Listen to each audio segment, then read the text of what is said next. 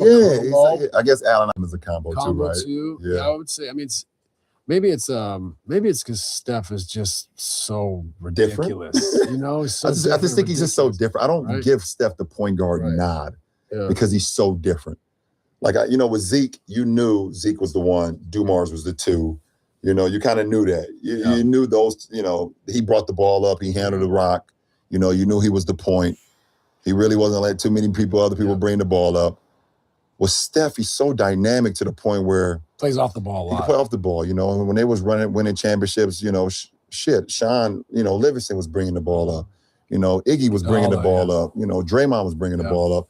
But I guess if you had to, the old school ways of saying who's the point, who's the two, who's the three, who's the small four, like then you would say Steph as well. Yeah. So Zeke and Steph, but besides that, and Jalen Brunson is trying to do that as well. Now. Yeah, I mean, you have to in some ways have the perfect team around a small guy, especially I think nowadays the way the game's played where they space the floor so much offensively, for that small guy to be able to guard his yard is impossible. Yeah. So you have to have these long Mikal Bridges, OG Anunoby, Josh Hart, Cat, Robinson, guys around him. In some ways had that, Clay was a great perimeter defender, Iggy. Definitely gotta have those people on the wings to throw it to, so it can make the whole team work together. And Knicks had that, definitely. Draymond, of course. They usually had like a revolving door of centers to do things. But Jalen he's first of all, the number one characteristic for me is, and last year is Clutch Player of the Year. This year, I believe, was Shea. Last year was Jalen.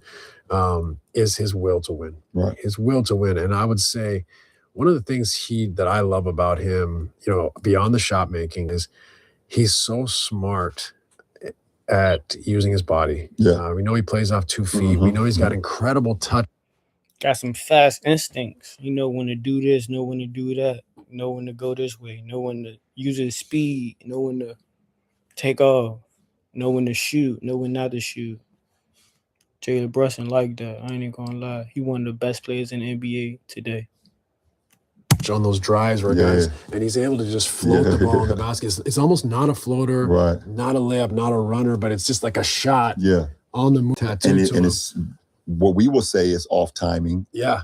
Or if you're guarding him, you can't time it because you don't know when he's going. It's not natural. Yeah, it's not natural. Like he goes and then he just kind of tosses it up there. Boom, instead of boom. Yeah, exactly. So now you know. Yeah, exactly. So now you know I have to get it up. But like as a defender, he gets you sometimes. He gets you leaning. Yeah. And then he makes them. But what I love about Jalen, I try to teach this to young guards, is using the body and cutting guys off. And so like one of the, there's variations of that. There's one using your body to get off 2 feet and play.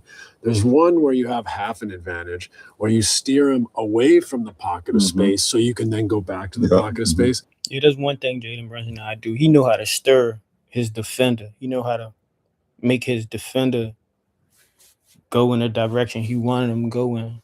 And that's crazy when you got that ball in your hand. And the last one is how he gets in front and just stops. And what is important as a I can relate as a non-NBA athletic dude, is that a small guy is what happens is by getting in front of your guy, close out, pick and roll, whatever it is, by cutting him off, one, he can run you over. That's a foul. Now he's got to be more conservative. So you're setting the terms how he plays against you. But two, definitely do that. Step in front of his player. Like I said, you know how to put his defender in the wrong direction. It's crazy.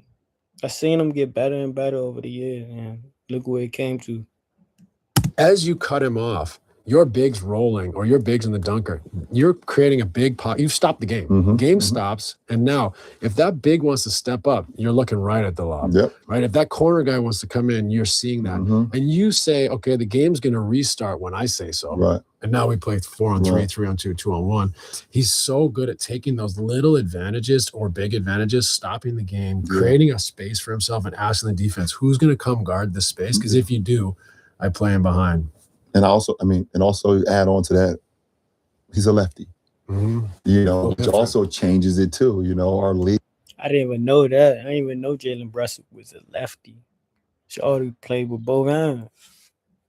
League is so what, 90% of our league, 95% of our leagues are righties, you know, and the lefties that's dynamic in our league is sometimes just hard to kind of get a cadence of that. The Manu Ginobili's, the James Hardens, the, you know, now the Jalen Brunson. Like it's a different feel when a guy's coming at you lefty, you know. So that I think that plays a little bit into it. I don't know if anybody's ever said that, and I could be wrong, but I also could be right. I think being a lefty too, when you're that dynamic, it just gives the defense and the defender a little bit more of a headache. Mm-hmm. And it gives the defense a really, absolutely on an individual basis or team basis, but like, how do you scheme for him? Because there's definitely more righties.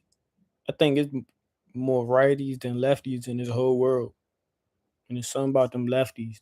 Something special about them. They different. You know, he's quite comfortable to shoot a hand-in-the-face three off the dribble if you give him a little gap. So that brings you all the way up. So then he creates that little advantage with the body, whether he cuts you off, whether he takes you away from the space, or whether he plays off 2 feet.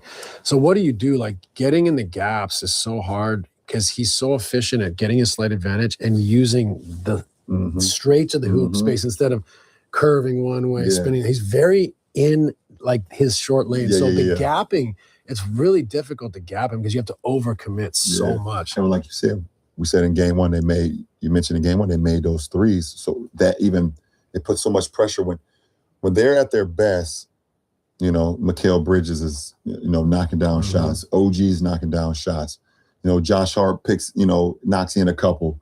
You already know what Cat's ability to do. So you're not going to be too far in on him anyways because of his ability to shoot the ball.